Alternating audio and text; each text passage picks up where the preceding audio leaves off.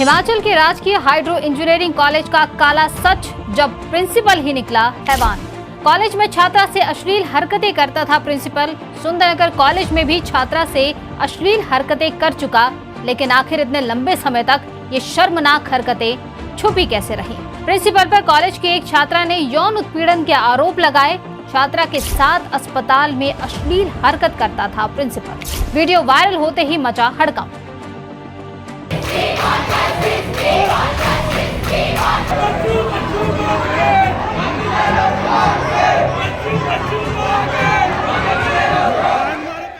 स्वागत है आपका अनंत ज्ञान में। मैं रीत वशिष्ठ हाजिर हूं आप सभी के बीच। हिमाचल प्रदेश के बिलासपुर जिले से एक बेहद गंभीर और शर्मनाक खबर सामने आई है। राजकीय हाइड्रो इंजीनियरिंग कॉलेज के प्रिंसिपल हिमांशु मोगा पर यौन उत्पीड़न के संगीन आरोप लगे हैं। एक छात्रा ने उनके खिलाफ गंभीर शिकायत दर्ज कराई है, जिसके बाद पुलिस ने उन्हें देर रात गिरफ्तार कर लिया है। छात्राओं और परिजनों का गुस्सा भड़क उठा है और कॉलेज परिसर में देर रात एक प्रदर्शन हुआ। इस पूरे मामले में शिक्षा व्यवस्था और महिलाओं की सुरक्षा पर सवाल खड़े हुए हैं। आइए विस्तार से जानते हैं इस पूरे मामले की चौंकाने वाली हर बात। यानी ये कोई पहली बार का मामला नहीं था। शिकायतें पहले भी दर्ज हो चुकी थी, लेकिन अफसोस कार्रवाई नहीं हुई। अब सवाल ये है, अगर तब ही सख्त कदम उठाए होते तो क्या आज ये शर्मनाक हालात पैदा होते? क्या आप भी मानते हैं कि यौन उत्पीड़न जैसे मामले में लापरवाही नहीं बल्कि जीरो टॉलरेंस की नीति होनी चाहिए? कमेंट करें, अपनी राय जरूर साझा करें और ऐसी ही आवाज को मजबूत करने के लिए इस वीडियो को शेयर करें ताकि किसी और को चुप ना रहना पड़े। लेकिन क्या ये पहला मौका है जब हिमांशु मोगा पर ऐसे आरोप लगे हैं? क्या सच है जो अब धीरे धीरे सामने आ रहा है?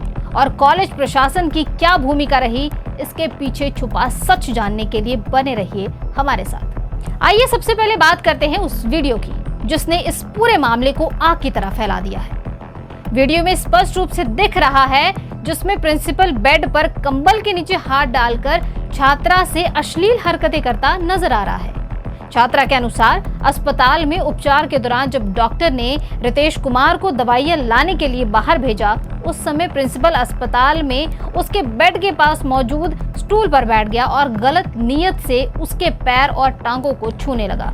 आगे छात्रा ने बताया कि यह हरकत उसे अत्यंत आपत्तिजनक लगी और उसने इस पर विरोध जताया था। घटना का वीडियो उसकी सहेलियों ने मोबाइल कैमरे में रिकॉर्ड कर लिया था।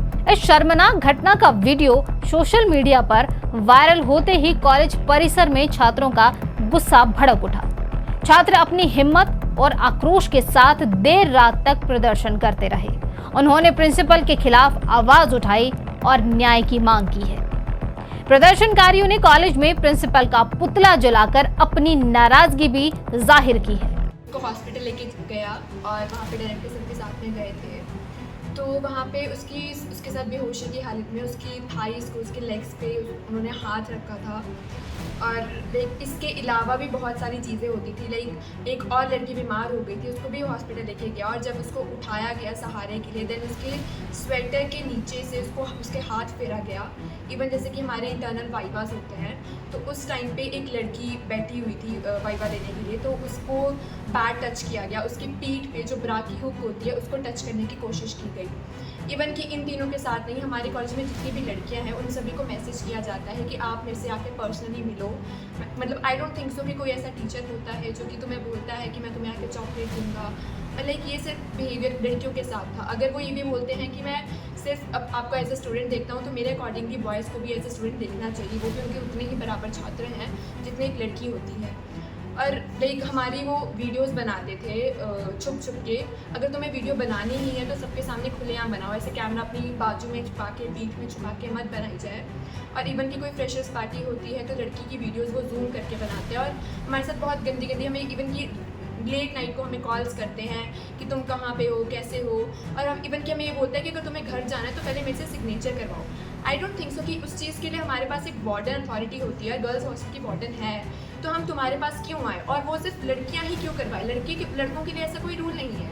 तो आई डोंट थिंक सो कि ये सब चीज़ें जस्ट इसलिए थी कि वो हमें सिक्योर कर सके। अगर सिक्योरिटी होती है तो वो लड़कों की भी होती है, सिर्फ लड़कियों की नहीं। इंजीनियरिंग कॉलेज की ही स्टूडेंट हूँ। तो जैसे बताया गया कि हमारे डायरेक्टर सर ने एक लड़की बेहोशी की हालत में उसको अस्पताल लेके गया, तब उसके साथ उसको बैड टच किया, उसकी लेग्स में, उसकी थाइस पे टच किया।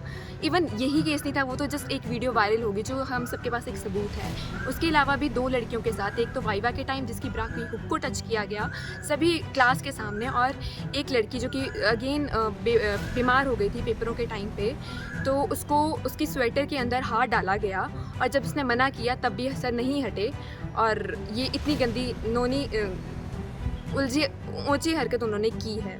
तो आई जस्ट वांट कि ऐसे टीचर को मतलब जस्ट ट्रांसफ़र नहीं, टर्मिनेट कर देना चाहिए। नॉट इवन फ्रॉम द एक लेवल से, फ्रॉम द सोसाइटी हमें टर्मिनेट करना चाहिए, ताकि सिर्फ एक किसी कॉलेज की लड़की के साथ नहीं, किसी भी लड़की के साथ ना हो। तो मेरी बस यही आपसे विनती है। ये पहला मामला नहीं है। जब हिमांशु मोगा मंडी के सुंदरनगर इंजीनियरिंग कॉलेज में थे, तब भी एक छात्र ने उनके खिलाफ शिकायत दर्ज की थी, लेकिन कोई कार्रवाई नहीं हुई। अब बंदला कॉलेज में भी उनका ये कृत्य जारी रहा है। शिकायतकर्ता ने यह भी आरोप लगाया है कि निदेशक छात्राओं को व्हाट्सएप पर अनुचित संदेश भेजते हैं, उन्हें कॉल करते हैं, जवाब न देने पर उनके धमकाया भी जाता है।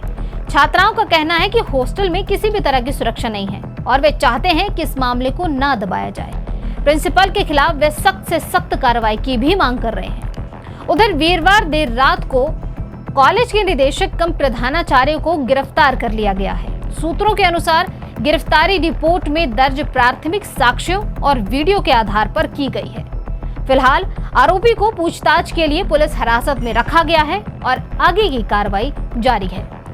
शिकायतकर्ता, जो वर्तमान में एक निजी कंपनी में कार्यरत है, ने विभाग से आग्रह किया है कि महिला छात्राओं की सुरक्षा को सर्वोच्च प्राथमिकता दी जाए और दोषियों के खिलाफ कड़ी से कड़ी कानूनी कार्रवाई की जाए। ये मामला न केवल शिक्षा संस्थानों में व्याप्त यौन उत्पीड़न की गंभीरता को उजागर करता है, बल्कि ये भी दिखाता है कि ऐसे मामलों में त्वरित और निष्पक्ष कार्रवाई कितनी आवश्यक है। वहीं मंत्री राजेश धर्माणी ने कहा कि इस तरह की घटनाओं को किसी भी सूरत में सहन नहीं किया जाएगा और मामले की जांच के लिए सेक्सुअल हरासमेंट कमेटी को ये केस सौंप दिया गया है, जिसकी अध्यक्षता पॉलिटेक्निकल कॉलेज की एक महिला प्रिंसिपल को बनाया गया है और ये कमेटी 24 मई तक अपनी रिपोर्ट उन्हें सौंपेगी। बड़ा दुखदाई है कि हमारी बेटियां जो हैं वो उनके ऊपर इस तरह से कई बार अत्याचार हर रोज़ ही देखने सुनने को मिलते हैं, और ख़ास करके जो शैक्षणिक संस्थान हैं वहाँ पे जब ऐसी घटनाएं होती हैं तो वो और भी शर्मसार करने वाली होती हैं। मुझे कल दोपहर बाद इसके बारे में जानकारी मिली, जब सोशल मीडिया में आया, मैंने तुरंत जो हमारे विभाग के सचिव हैं और निदेशक हैं तकनीकी शिक्षा विभाग से, उनसे बात करी। उन्होंने मुझे बताया कि करीब 15 दिन पहले एक बेटी ने कंप्लेंट दी थी और उस कंप्लेंट पे उन्होंने तुरंत कार्रवाई करके जो सेक्सुअल हरासमेंट प्रिवेंशन कमेटी है, जिसकी अध्यक्षता भी महिला एक प्रोफेसर है, उनको उसको नियुक्त किया है। और मैंने फिर उनसे कहा कि 2 दिन के अंदर जो है इसकी रिपोर्ट जो है उनको सौंपने के लिए कहो। तो मुझे उम्मीद है कि कल जो है उसकी रिपोर्ट आएगी और जो भी दोषी होगा उसके खिलाफ कार्रवाई होगी। और दूसरी तरफ क्योंकि उसने बेटी ने भी कंप्लेंट जो है वो पुलिस के पास दर्ज कराई है और उस पर तुरंत कार्रवाई करते हुए पुलिस ने FIR दर्ज की है, और आज उस बेटी का जो स्टेटमेंट है वो न्यायाधीश के सामने जो है वो रिकॉर्ड होगी, और जो उसकी स्टेटमेंट होगी उसके आधार के ऊपर फर्दर जो कानूनी कार्रवाई होगी उसको अमल में बनाया जाएगा। कार्रवाई कानून के मुताबिक जो भी कार्रवाई है वो उनके खिलाफ होगी, और इस तरह के मामलों में तो जीरो टॉलरेंस है। किसी तरह से कोई मुझे नहीं लगता कि जो कानूनी पहलू है जिसमें कोई लैप्स में है, और जो भी कानून के दायरे में है उसके हिसाब से कार्रवाई की जाएगी। ये केवल एक घटना नहीं है, बल्कि एक सच है जिसे हम सब मिलकर बदल सकते हैं। महिलाओं और छात्राओं की सुरक्षा हमारी प्राथमिक जिम्मेदारी है। अगर आप भी यौन उत्पीड़न के खिलाफ सख्त कदमों के पक्ष में हैं, तो अपनी आवाज बुलंद करें, कमेंट करें, अपने विचार जरूर साझा करें और इस वीडियो को ज्यादा से ज्यादा लोगों तक पहुंचाएं, ताकि कोई और चुप ना रहे। न्याय तभी संभव होगा जब हम मिलकर खड़े होंगे। आपके समर्थन से ही बदलाव आएगा। जुड़े रहिए हमारे साथ और सच की लड़ाई में हमारा साथ दीजिए।